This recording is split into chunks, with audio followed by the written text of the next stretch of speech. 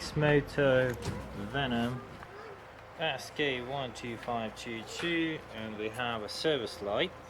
So as I currently done my service, I could cancel that light.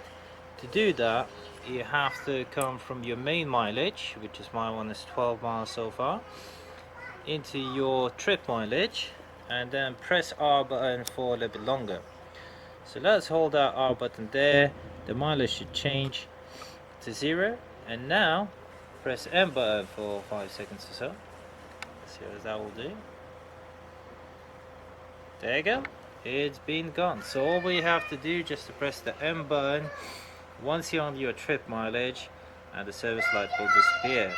Because if you will try to do that whilst you're on your main mileage, it might be different. Simply because you will go to kilometers to miles all the single time.